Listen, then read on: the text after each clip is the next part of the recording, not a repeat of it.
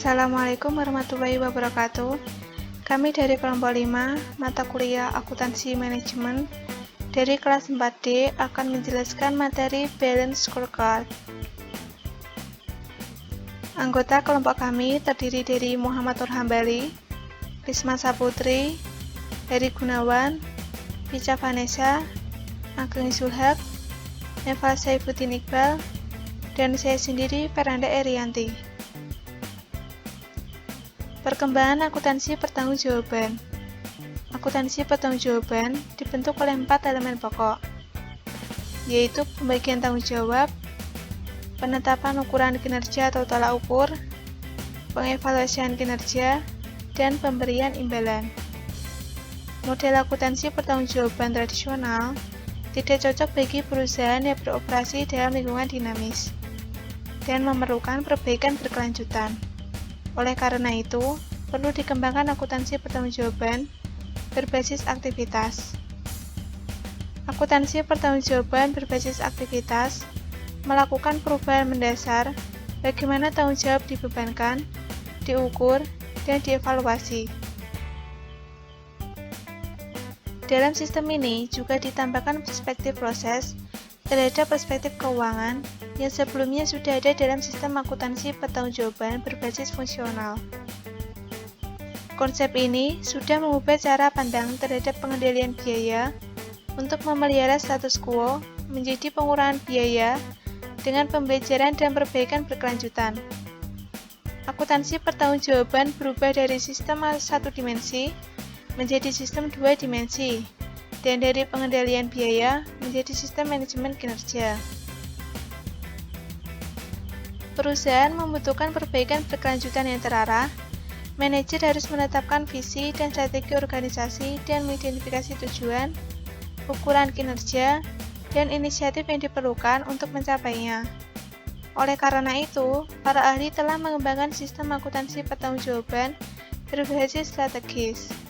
Meskipun sistem manajemen kinerja berbasis strategis banyak bentuknya, namun yang sering dipakai adalah BSC. BSC adalah sistem manajemen kinerja berbasis strategis yang mengidentifikasi tujuan dan ukuran 4 perspektif yang berbeda, yaitu perspektif keuangan, perspektif pelanggan, perspektif proses, dan perspektif pembelajaran dan pertumbuhan. Elemen yang pertama yaitu pembagian tanggung jawab.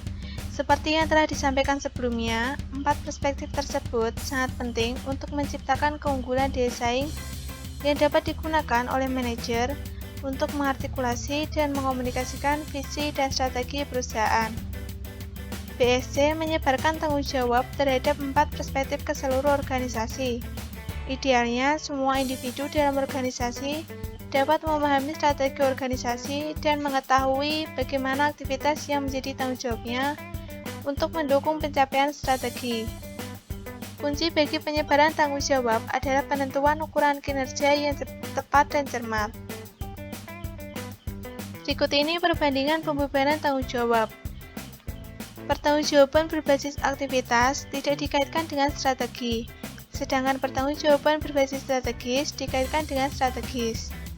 Untuk pertanggungjawaban berbasis strategis ditambah 2 perspektif, yaitu perspektif pelanggan dan perspektif pembelajaran dan pertumbuhan. Elemen yang kedua yaitu penentuan ukuran kinerja. Dalam sistem akuntansi pertanggungjawaban berbasis strategis, berbagai ukuran kinerja diintegrasikan sehingga saling konsisten dan mendukung. Ukuran kinerja diturunkan dari strategi dan tujuan organisasi. Oleh karena itu, ukuran kinerja dapat digunakan untuk mengkomunikasikan strategi dan tujuan organisasi. Sistem manajemen kinerja strategi menggunakan banyak jenis ukuran untuk membangun kaitan yang lebih erat dengan strategi.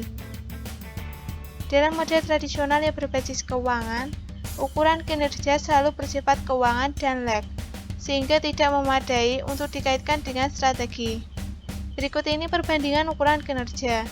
Pertanggungjawaban berbasis aktivitas, standar berorientasi proses dan keuangan. Kemudian terdapat 3 standar yaitu standar nilai tambah, standar dinamis, dan optimal.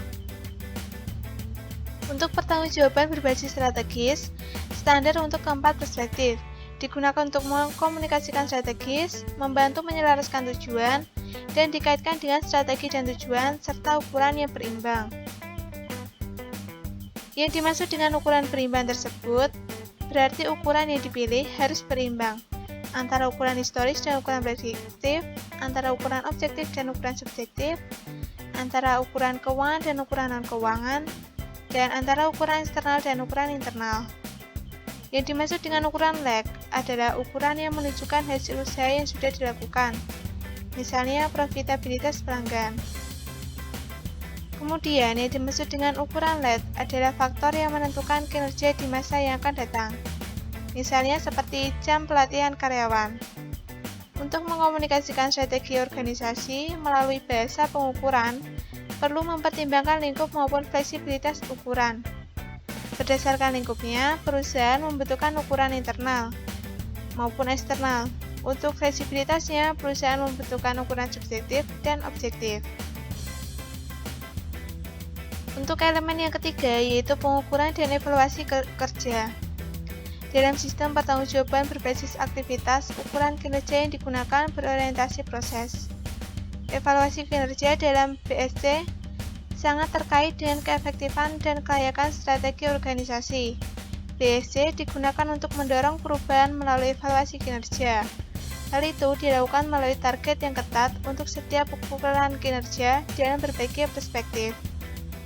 Target ketat adalah target yang ditentukan pada tingkat yang apabila dicapai akan mentransformasikan organisasi dalam kurun waktu 3-5 tahun. Di sini terdapat dua ciri target ketat yang dapat dicapai, yaitu ukuran dikaitkan oleh hubungan kausal, kemudian oleh karena hubungan tersebut, target ditentukan tidak dalam isolasi, tetapi melalui konsensus semua pihak dalam organisasi. Pertanggungjawaban berbasis aktivitas memiliki kesamaan terhadap 4 hal dengan pertanggungjawaban berbasis strategis, yaitu pengurangan waktu, perbaikan kualitas, pengurangan biaya, dan pengukuran tren. Sedangkan untuk pertanggungjawaban berbasis strategis, ditambah 2 hal, yaitu perluasan jumlah ukuran atau metrik, dan target yang ketat untuk 4 perspektif. Untuk elemen yang terakhir, yaitu pemberian imbalan. Supaya sistem manajemen kinerja berhasil, sistem pemberian imbalan harus dikaitkan dengan ukuran kinerja. Sistem berbasis aktivitas dan strategis, keduanya menggunakan instrumen keuangan untuk memberikan kompensasi kepada individu untuk mencapai tujuan kerja yang ditargetkan. Perbedaan utama kedua sistem tersebut dengan sistem pengendalian tradisional adalah imbalan tidak hanya didasarkan pada ukuran keuangan. Berikut ini perbandingan pemberian imbalan. Untuk pertanggungjawaban berbasis aktivitas, kinerja dievaluasi berdasarkan 2 dimensi. Sedangkan pertanggungjawaban berbasis strategis, kinerja dievaluasi berdasarkan 4 dimensi. Untuk 4 hal ini, pertanggungjawaban berbasis aktivitas dengan pertanggungjawaban berbasis strategis sama. Kemudian konsep dasar Balanced Scorecard. BSC memungkinkan organisasi berfokus pada strategi dengan cara menerjemahkan strategi organisasi menjadi berbagai macam tujuan dan ukuran kinerja operasional dalam 4 perspektif.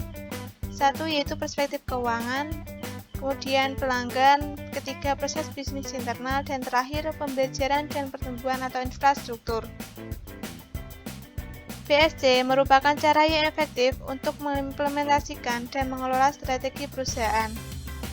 Penerjemahan strategi menurut Kaplan dan Norton mendefinisikan strategi sebagai berikut. Pemeliharaan segmen pasar dan pelanggan yang akan dilayani oleh unit usaha, pengidentifikasian proses bisnis internal penting yang unit bisnis harus unggul dalam menyerahkan nilai yang diajukan kepada pelanggan di segmen pasar yang ditargetkan, dan pemilihan kemampuan individual dalam pengorganisasian yang diperlukan untuk mencapai tujuan internal, pelanggan, dan keuangan. Yang dimaksud dengan strategi adalah pengidentifikasian dan penentuan hubungan yang diharapkan oleh manajemen di antara keempat perspektif.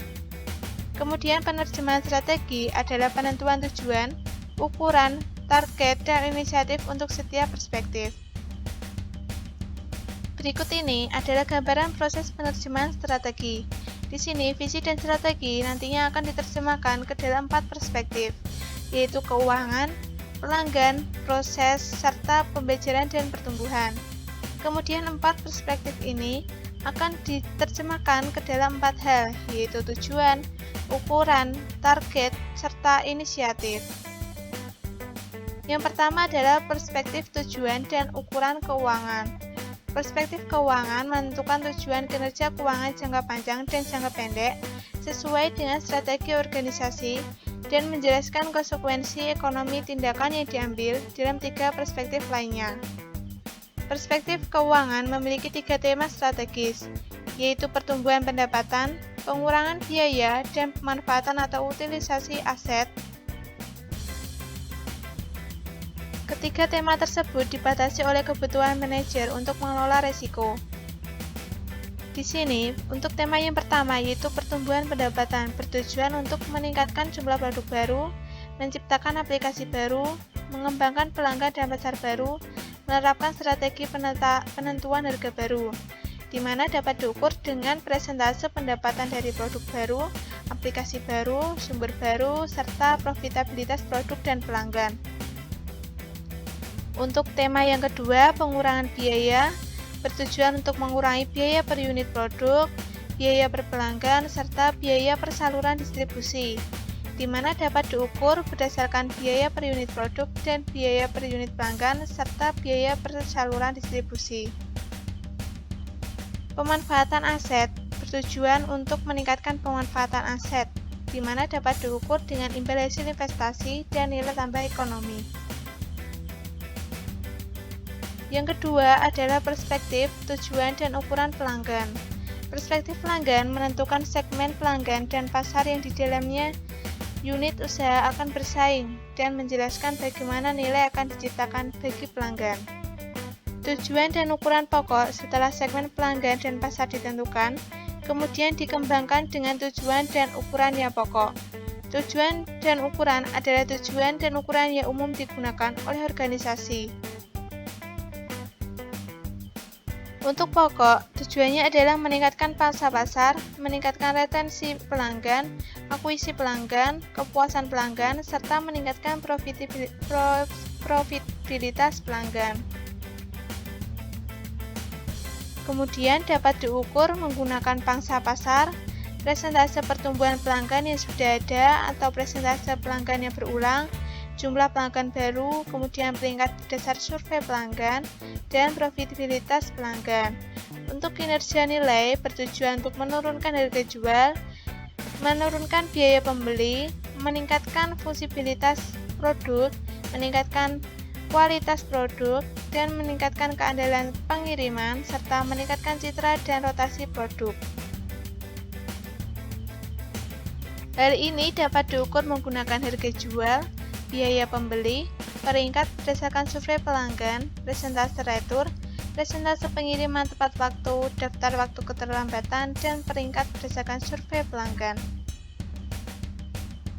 Yang ketiga adalah perspektif tujuan dan ukuran proses.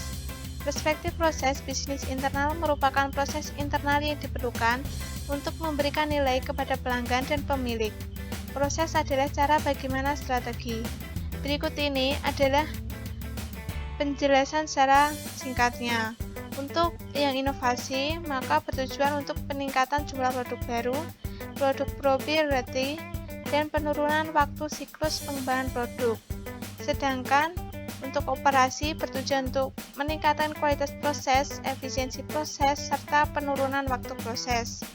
Sedangkan untuk layanan purna jual, bertujuan untuk meningkatkan kualitas layanan, efisiensi layanan, dan penurunan waktu layanan. Proses inovasi tujuan dan ukuran. Tujuan proses inovasi adalah meningkatkan jumlah produk baru, meningkatkan persentase pendapatan dari produk baru, mengurangi waktu untuk mengembangkan produk baru.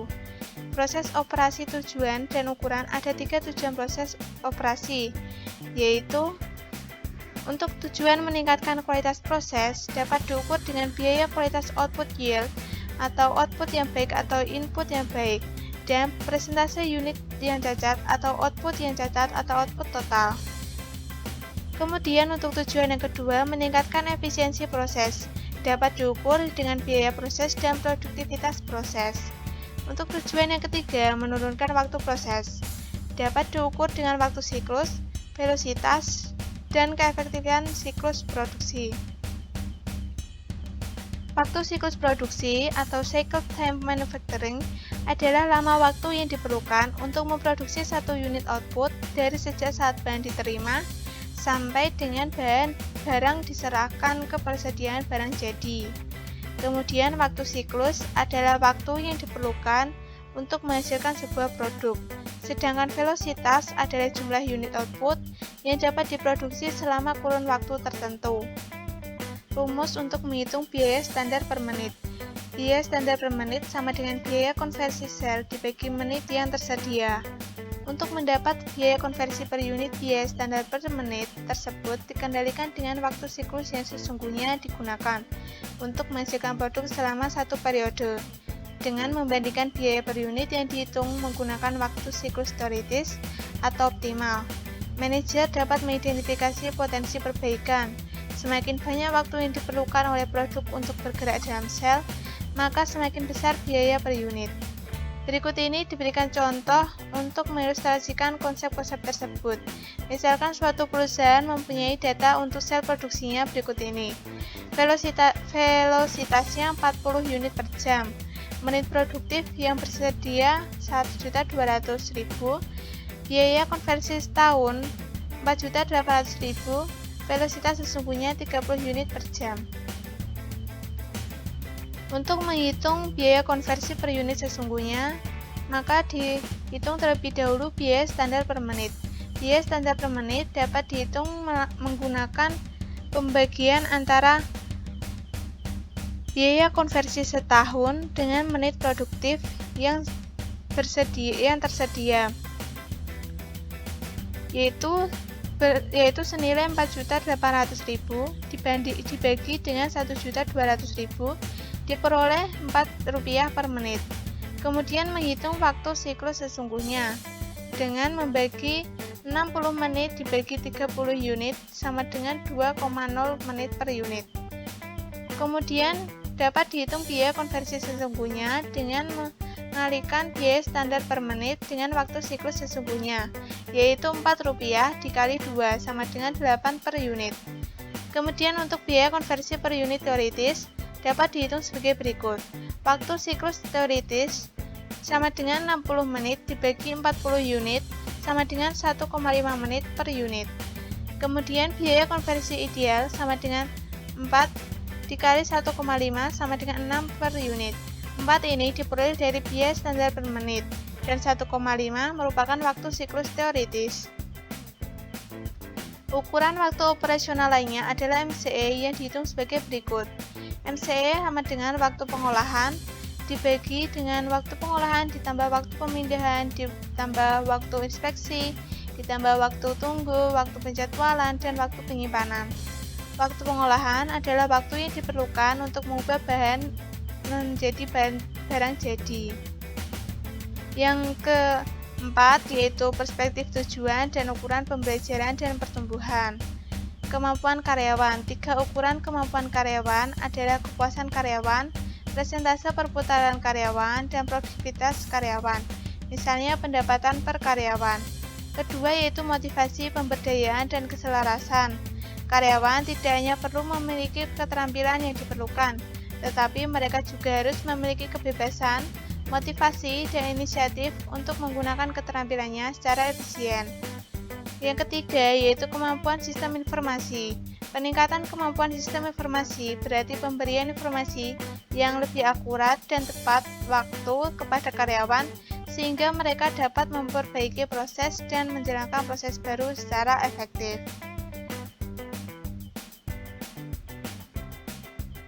Untuk tujuan peningkatan kemampuan karyawan dapat diukur dengan peringkat kepuasan karyawan, persentase perputaran karyawan, produktivitas karyawan, serta rasio pemenuhan pekerjaan strategis. Sedangkan tujuan peningkatan motivasi dan keselarasan dapat diukur melalui masukan per karyawan, masukan yang diimplementasikan per karyawan, Sedangkan tujuan yang ketiga, peningkatan kemampuan sistem informasi, dapat diukur menggunakan persentase proses dengan kemampuan umpan balik seketika dan persentase karyawan yang menghadapi pelanggan dengan akses online terhadap informasi pelanggan dan produk. Pengaitan ukuran dengan strategi. DSC merupakan kumpulan ukuran kinerja penting yang memiliki karakteristik khusus. Pertama, ukuran kinerja diturunkan dari visi, strategi, dan tujuan perusahaan. Kedua, ukuran kinerja harus dipilih sedemikian rupa, sehingga ukuran tersebut berimbang antara ukuran log dan lead. Ketiga, semua ukuran harus dikaitkan dengan hubungan sebab akibat. Konsep strategi yang teruji, persyaratan terakhir antara pengaitan melalui penggunaan hubungan sebab akibat merupakan persyaratan yang paling penting. Hubungan sebab akibat digunakan untuk mengintegrasikan ukuran lead dengan log dan berperan sebagai mekanisme untuk menyatakan dan mengungkapkan strategi perusahaan. Keterujian strategi yang dicapai dengan mengajukan satu set hipotesis sebagai sebab akibat yang dinyatakan dalam pernyataan dengan urutan jika maka. Contoh, jika keterampilan karyawan ditingkatkan dan jika proses produksi dirancang ulang, maka waktu siklus produksi akan turun. Jika waktu siklus turun, maka keandalan pengiriman akan meningkat dan biaya proses akan turun. Jika keandalan pengiriman meningkat, maka retensi pelanggan akan meningkat. Jika pangsa pasar meningkat, maka penjualan akan meningkat. Jika penjualan meningkat dan biaya turun, maka laba akan meningkat. Jika laba meningkat, maka nilai pemegang saham akan meningkat. Umpan balik strategis. Umpan balik double loop merupakan fondasi bagi pembelajaran strategis. Dalam kerangka BSD, perencanaan strategis merupakan proses dinamis dan tidak analitis dan tidak statis. Pengujian hipotesis dapat mengakibatkan suatu strategi berubah dan diadaptasikan apabila terbukti beberapa bagian dari strategis tidak valid. Pengkomunikasian strategi. Setelah dikembangkan, tujuan dan ukuran merupakan cara untuk mengartikulasi dan mengkomunikasikan strategi organisasi kepada seluruh karyawan dan manajer. Tujuan dan ukuran yang sudah ditetapkan berguna untuk menyelaraskan tujuan dan tindakan individu dengan tujuan dan inisiatif organisasi. Video, surat kabar, brosur, dan jaringan komputer perusahaan merupakan media yang dapat digunakan untuk menginformasikan strategi, tujuan, dan ukuran yang berhubungan dengan BSC. Berikut ini adalah contoh target dan skema pembobotan. Untuk perspektif keuangan sebesar 25% bertujuan untuk meningkatkan nilai pemegang saham 25%, laba 25%, pendapatan 25%, dan menurunkan biaya proses sebesar 25%. Untuk nilai pemegang saham dapat diukur dengan harga saham, untuk laba diukur dengan laba, pendapatan diukur dengan pendapatan, dan biaya proses diukur dengan biaya. Untuk target yaitu dapat ditingkatkan 50%, untuk laba 100%, untuk pendapatan 30%, dan untuk penurunan biaya proses dapat diturunkan 20%. Kemudian kedua, perspektif pelanggan. Tujuannya itu meningkatkan pangsa pasar 25% yang dapat diukur dengan pangsa pasar dan targetnya yaitu 25%. Kedua, meningkatkan retensi pelanggan 30% dengan ukuran order berulang dengan target 70%. Dan memperbaiki reliabilitas pengiriman 50% dan dapat diukur dengan presentase tepat waktu serta targetnya sebesar 100%. Untuk perspektif proses internal, yaitu memperbaiki waktu siklus 60% yang dapat diukur dengan waktu siklus dan targetnya 2 hari. Untuk mendesain ulang proses 40%, ukurannya yaitu ya atau tidak dan targetnya harus ya.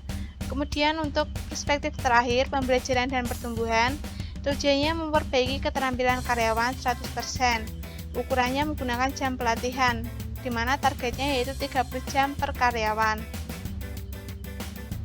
Alokasi sumber daya dalam pencapaian target strategis seperti paragraf 15.12 yang mengharuskan sumber daya dialokasikan ke inisiatif strategis yang bersangkutan, maka memerlukan 2 langkah mendasar, yaitu sebagai berikut. Organisasi harus memutuskan banyaknya target strategis yang akan dicapai pada tahun yang akan datang.